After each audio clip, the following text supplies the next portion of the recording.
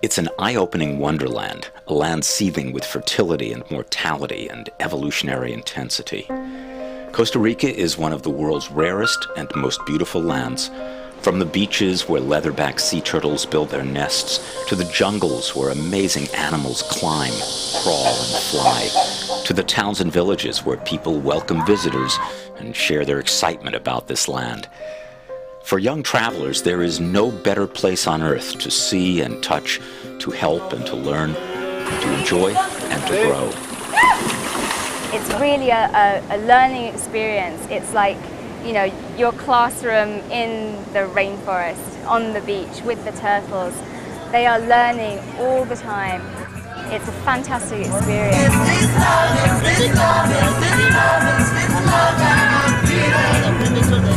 We have a good combination between, in a 10-day trip, they will do like 4 days of real work, like reforestation, like building some facilities for the Indians, for the high school. But we try to make it fun because if you don't have fun, you don't learn. Should I kiss it? Yeah. It's so much more than a tour. The children I put on the plane at the end of this trip were not the same children we arrived with.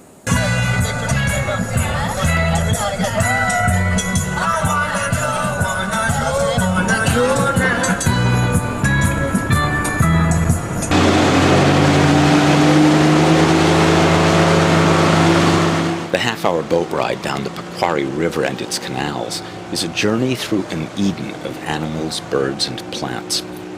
But this journey isn't just about sightseeing. At the mouth of the Pacuari, on Costa Rica's Caribbean coast, lies an isolated stretch of beach accessible only by boat.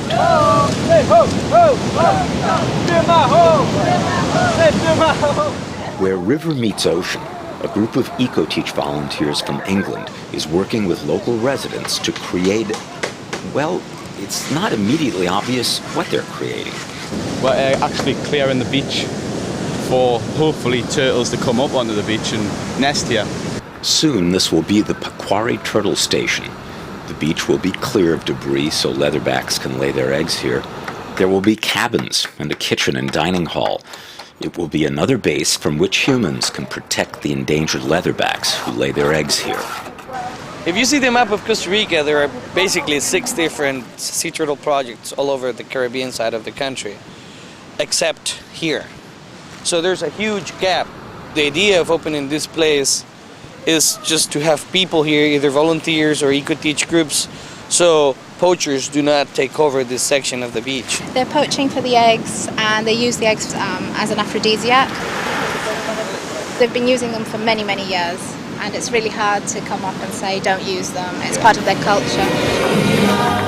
They put it with their local alcoholic beverage called guaro, and they down that with the eggs.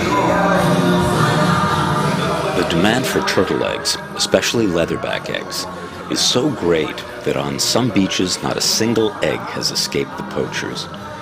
But on this night, even as bars are serving up turtle egg concoctions to men who believe the myth, volunteers and EcoTeach groups are preparing to patrol nearby beaches and find the eggs before the poachers do. It's just past dark in the coastal village of Parismina. For decades, this town has been a major center for turtle egg poaching. Today, with the help of EcoTeach and groups like this, the community has mobilized to help the sea turtles and protect their nests. For the next 3 hours, in pitch darkness, the EcoTeach group will patrol a stretch of beach where turtles come to lay their eggs. It's an experience like none they have ever had. It was completely dark out there. We had no flashlight, so most of us were tripping over branches and rocks and, you know, and just a lot of the debris out there. And I think most of us expected to stay dry, too. The darkness is necessary because lights would scare the turtles from the beaches. Fortunately, the groups are led by villagers. Some of them are former poachers who are now paid to patrol these beaches and apparently to see in the dark. Couple months working every night, your eyes, they get accustomed to the dark. So you can see it absolutely the difference between a look and a turtle. No turtles yet. You guys see We anything? saw there's a turtle trap up there Yeah. where a turtle went out of the water, checked it out, didn't like it, and so she went back in the water. It's big. It looks like a four-wheeler. It looks like somebody drove a four-wheeler out of the water and back in. And then, in the gloom, a huge, dark shape is glimpsed by one of the guides. Leatherbacks average about 5 to 7 feet in length, and they weigh on average 1,000 pounds. It's a huge animal that's been around for hundreds of millions of years, is still coming up to the same beaches to nest. So she always comes out at night. She makes her way up the beach, away from the high tide line to the area roughly around here, which is the berm area. And this is an area that's away from the high tide, that's not going to be disturbed by the waves. She will dig a large hole, a nest. And that's when the humans get to Try and catch as many as possible. catching the eggs before they land in the sand. When laying her eggs, a leatherback turtle becomes oblivious to everything but the task of species survival. By staying behind her head, by using only a dim red light, the humans are invisible to her. They can catch her eggs, they can even measure her size. For the moment, she has become an egg-laying machine. A female will come and lay about 80 fertile eggs around 5 to 7 times over a season, and she'll do that every 2 to 3 years. So that's a huge number of eggs. 1 in 1,000 hatchlings will make it to adulthood. And basically, that's a way of trying to ensure that at least some make it. And with her night's work complete, the ancient animal returns to the sea, unaware that human midwives will be protecting her eggs from poachers and predators. There's nothing like standing on the beach in front of a magnificent, enormous creature from the sea that's one of the most endangered animals on the face of the earth. And to see my students be so overwhelmed with emotion and awareness was one of the most life-changing experiences of my life.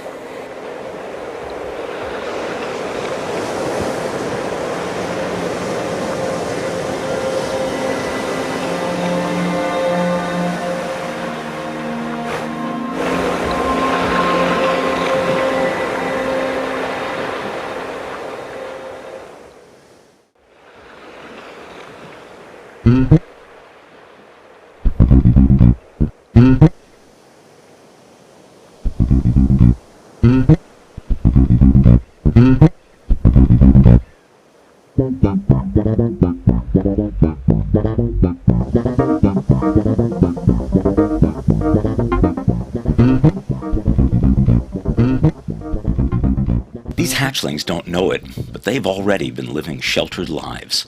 For 2 months, they have grown within a shell, beneath the sand, behind a fence. After night beach patrols, the rescued eggs are buried in hatcheries where they can be monitored and protected from human and animal enemies. This is Estación Las Tortugas, an isolated facility on the Caribbean coast, established by environmentalist Stanley Rodriguez Mendez with the help of EcoTeach, and devoted to both saving and understanding the turtles. These are just round wire mesh cages that go down about 80 centimeters, and we've put them there for crabs, because crabs predate really heavily on the nests. So we try to do this comparison so you can see the hatching success rate with the wire mesh cages and without. Research is an important part of the work here, understanding the turtle's life cycle and learning how to protect them. That little pouch that has there is a yolk sac, and that keeps the hatchling going for the first few days. EcoTeach volunteers and supporters helped finance and build this lab and education center. And by helping patrol the beaches and paying for their room and board, EcoTeach travelers are helping make the station an amazing success. When the station started up, there was about 100% poaching. And now with the hatchery and all the protection and the groups coming in and helping out, we got it down last year to 0.65%. Estación Las Tortugas reflects the EcoTeach philosophy of sustainable tourism, experiencing a land, helping a cause, without disrupting a culture. It seems to be working. Stanley Rodriguez-Mendez, his staff, and EcoTeach travelers have released over 25,000 hatchlings into the ocean.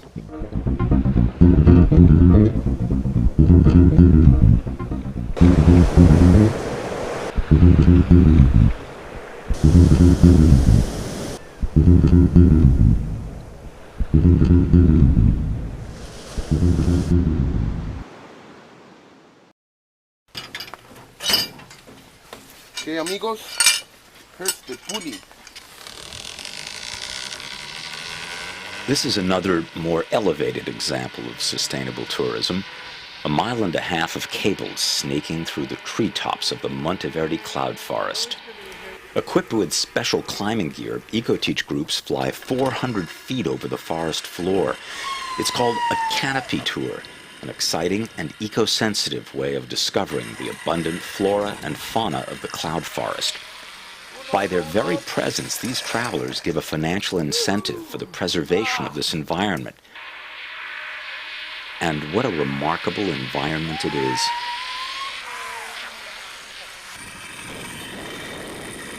For those who prefer a slower, somewhat more down-to-earth view, there are bridges and paths through the cloud forest. Travelers can discover 40 types of orchids, dozens of bromeliad species, ferns, mosses, and lichen. And that's what's growing on this one tree alone. It is a fertile and a fascinating place. It's a red-eyed tree frog. See, they blend in very well under the leaves. They have vents on their feet. Look, it's trying to wake up now. And so that red, when it opens the eyes, will scare somebody who tries to get them. In Costa Rica, we have an estimate of 350,000 species of arthropods and insects. A lot of them haven't been identified yet. This plant is called the hot lips. But not all of the animals in Costa Rica are exotic or even unusual. This is so much harder than it looks. Many EcoTeach groups get a rare look at real life in Costa Rica by participating in the homestay program, spending a few days living and working on small family farms. Release, close, and squeeze down like this. Okay? They help with the chores, participate in local reforestation programs, and perhaps best of all, live, eat, and develop friendships with their farm family.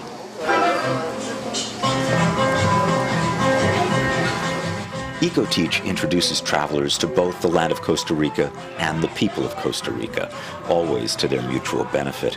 By working, playing, and living among the people, our groups discover a different culture, and they often make friends in the process. The first time I got lost, and I think that's what kind of started, because one girl helped me, and then I met the rest of her friends. Everyone is so friendly here. It's amazing.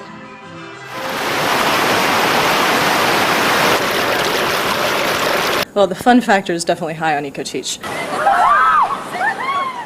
The lessons that tend to last longest with students are the ones that they're having a good time doing as well. Doing these big adventurous things like whitewater rafting and simultaneously learning about the river ecology that they're rafting down. They're learning about the wildlife in the wilderness around the river. It's kind of like stealth education.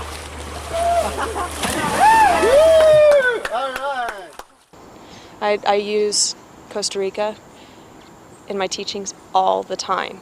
This is what monkeys' arms look like if they swing across the trees, and talk about the physics of the swinging, and they can see it and they can understand it. It makes a lot of sense, and the light bulbs go off in the head.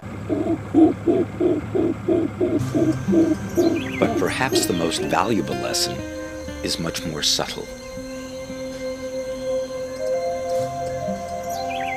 On a remote mountain in the Talamaca Reserve, protected by swift rivers and mud paths and government decree, live the Bribri Indians.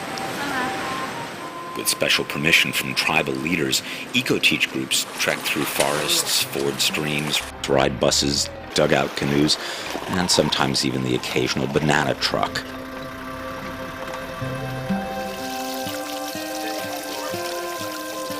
At the end of the journey, an ancient culture, a tribe that still lives much as its ancestors did. These people here don't have a penny, and they realize that there's no money here. The fact that from the nature you can get everything you need. These people, their grocery store, supermarket is the forest. From the forest they get materials for construction, they get food, they get medicines. But the Bribri also seek better sanitation and more education, and EcoTeach volunteers are helping. A new school is being built for the Bribri children. So is a community center. And an all-organic sanitation system will replace the single outhouse.